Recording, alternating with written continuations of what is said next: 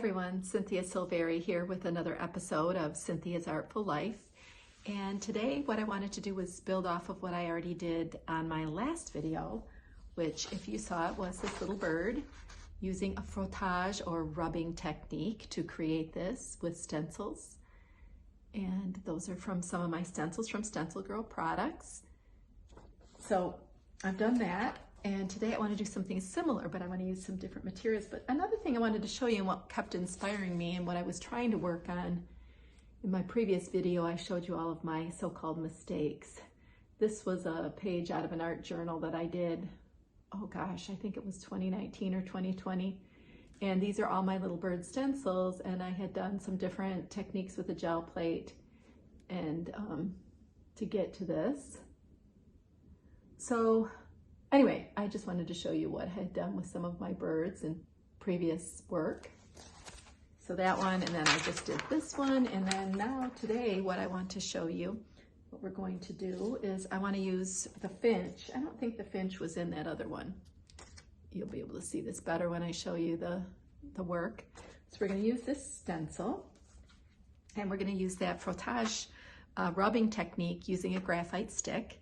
And then I'm going to use these wonderfully fun Neocolor II water-soluble wax pastels that come in a lot of, I bought a big set. So enough of all that. Oh, by the way, I'm trying to find a good place to sit in my house where my glasses don't get glare and a good decent background that's not full of a bunch of junk, and it's not very easy for me to do. So in the back here, my granddaughter's in the middle, both my daughters on either side. So anyway, let's get started and make some art. So what I wanted to show you here before I get started, I didn't mention it previously in the introduction what kind of paper to use for using this rubbing technique. And you can see here, this is a thicker paper, almost like a cardstock, which I was thinking originally of using because I want to use my water brush. And this paper that really works better for frottage or rubbing is a tracing paper. So it's pretty lightweight, it's kind of almost see-through. And so I just wanted to show you what happens. I did do this under here, and you can kind of see the edges of the stencil, but you can't really see the design as well with this, so we're not going to use that. I wanted to show you that so that you can use the right kind of paper. So you really need to use something like this that's a lot more lightweight. A piece of printer paper will work as well. This just happens to be a piece of tracing paper. So I think I'm going to change the orientation of this as well. I'm going to make it sort of more vertical. Not that I'm going to frame it or anything like that. So this is a graphite stick, and I like using these. You can use a regular pencil as well, but you have to do more strokes. But what I do really like using this graphite technique. Now, if you don't want the edges to show up, see, I did cut this out from the other stencils. I think the other images, I think there's 3 birds on one stencil. So you can just try to focus on keeping your graphite on the elements of your composition. And so I'm just using the exact composition that I created when I created this particular stencil. And I kind of focusing on the edges with this, the edges of the openings, that is to say. So hopefully while we're working here in my laundry room studio, my the washer and dryer are not going, so that's good. But I have a water softener in here, and if that decides to regenerate, it's going to be really noisy. Hopefully that's not going to happen today while we're doing this video. So there we have the finch and the coreopsis flowers. And that gives us the start of our drawing. And again, you can kind of rub that out a little bit. I'm going to take this out. Now, what I can also do with this is I can add more flowers in some other places by just moving the stencil around to a different spot. I could even turn it over and put a flower facing the other direction, which I think maybe I will do. Another one right. The beauty of the tracing paper is you can see where the element is. I'm not left-handed, but I'm gonna do this from this direction. Use my left hand. Get that flower in there. Look at the composition. And maybe I'm gonna do one more right here. I could turn the stencil over if I wanted to. I think I did turn it over, create a mirror image.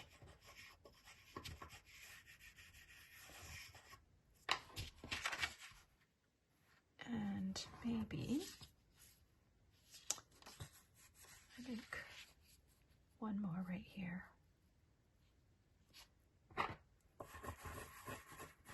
So you can see how you can build a drawing up just by moving stencil parts around. Now I'm just using one stencil that has the flowers and the bird, but you could put other stencils in as well. All right, that's the start. Now we're going to move on to some color. And actually, I'm going to stop the camera. I want to get a bird book. I kind of want to make this bird sort of realistic, so I'm going to be right back. So here we are. Sorry about the glare there. I'm trying to improve my lighting here and my position of my camera, so hopefully you can see things better. I was thinking of the American goldfinch when I drew that stencil and Coreopsis flowers. So it looks to me like the beak on this bird is sort of an orangish yellow. The legs, the same thing, and we've got some yellows in here and black and white. And so I don't have to make it exactly look like that, but I wanted to just get some ideas for the beak and the legs especially. So we're going to use the water brush. You just fill this up and it's got water in it. And let's see, I want to work the whole drawing kind of at the same time, but let's start with the goldfinch. And you know, it looks like there's only one yellow in here, so that will be interesting. I'll need to maybe mix some colors, and also I want to get the eye in there too. Now, even though I showed you this big set, like I just bought it, I did not just buy it. I've had this set for quite a while. These are a little bit dull.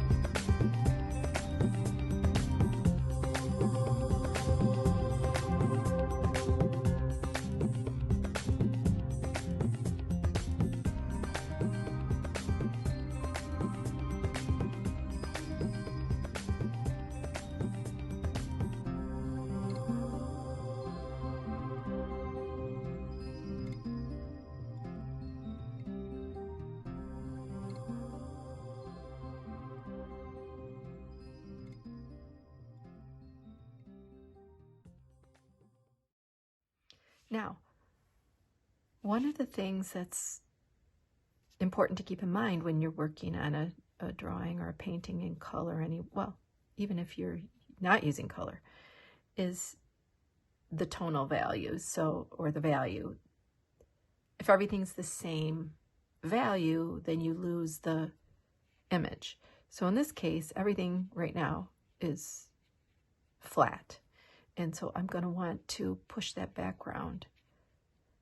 Probably I'll make the background deeper, darker, and the flowers will come forward. Not pushed into the background the way I want it to be. And I think I'm going to have to deepen this up by using more of this. And I'm probably going to have to, I think I need to put some darker blue in there.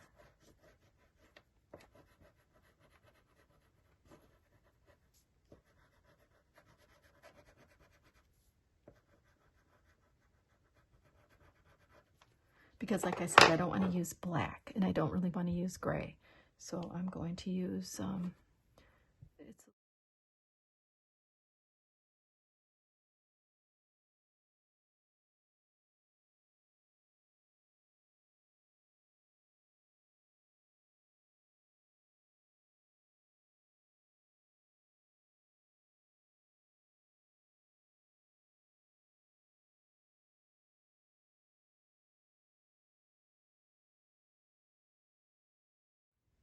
I want to fix that beak. I feel like the beak is not right. The beak is too big.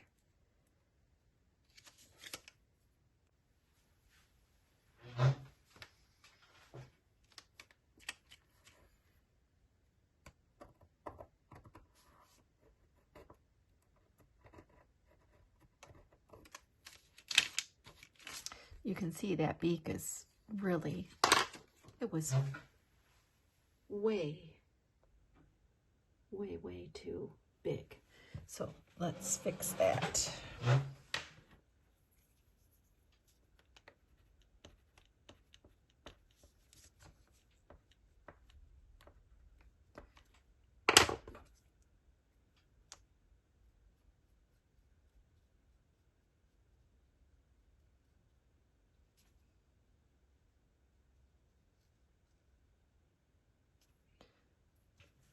A gel pen, and sometimes it doesn't. There we go. I think this wing needs to be bigger. Maybe right here. And then I was thinking about the underside of this. The back of this bird needs to, be deepened here. Because it's in shadow under the wing.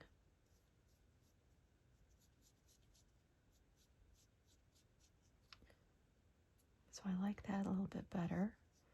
Standing back and looking at it from a distance sometimes helps.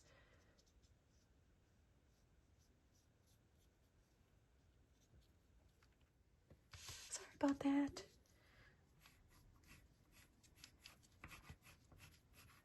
What I thought maybe would help is if I just stroked in some of this indigo blue to help even out the texture. And I guess I'm trying to tie the whole piece together here because I don't like the way that looks. So I'm going to try to fix it.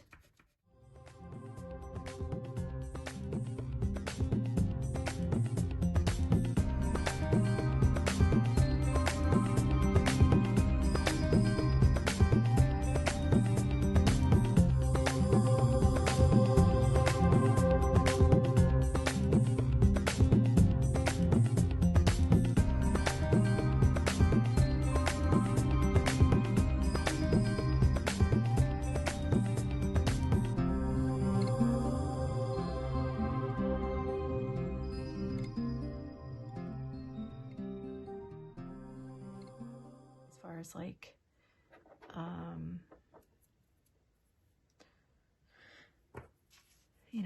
just defining some of these petals.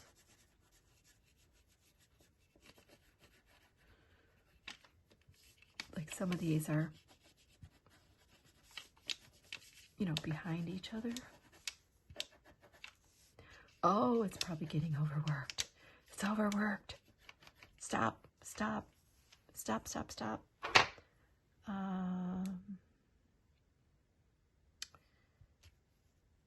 Which color in here? I told myself to stop. Did I stop? No, I didn't stop. Stop. Mignonette Chang, some of you might have seen my post about her. She was my watercolor instructor, and she would bop us on the head when we were out in the field with her hat and say, stop, stop, that's enough. Because you need to, at some point you do need to stop. You know, maybe I shouldn't have blended everything. Maybe that's part of, I don't know. It's not too bad. It's okay. It's fun. It's good. It's not going to be in a museum anywhere. It's going to end up in the dumpster. I think I told some of you that.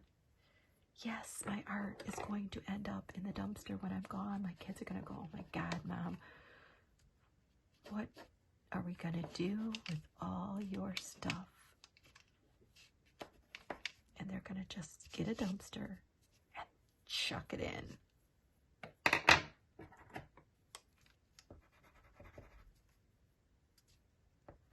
Chuck it right in there.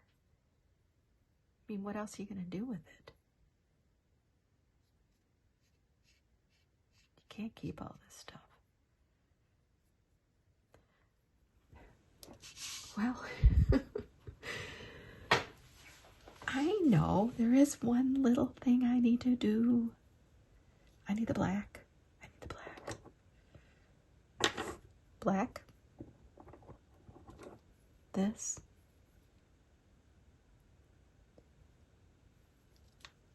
I need to fix this beak. This black comes down closer. And it goes to here. I'm looking at the picture now.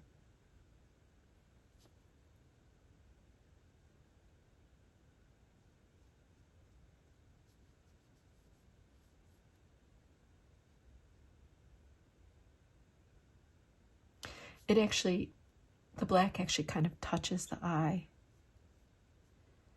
And there's no gap. Oh gosh, I'm getting glare, so I can't see what I'm doing here. It's actually more like that. And then this back part comes down. You know, the birds, they have a little, you know, mouth, but to be careful with that. It's not very easy to show that. It's just, I think it's just as well to just let it be implied. Okay. That's the finch and the coreopsis using these fun Neocolor II water-soluble wax pastels. I think I'd like to do something like this on watercolor paper next time. I think the result would be a little more like a real watercolor, which is flowing into, the colors flowing into each other and being softer. But hey, you can use a stencil and you can create a drawing just like that. Until next time, see you then.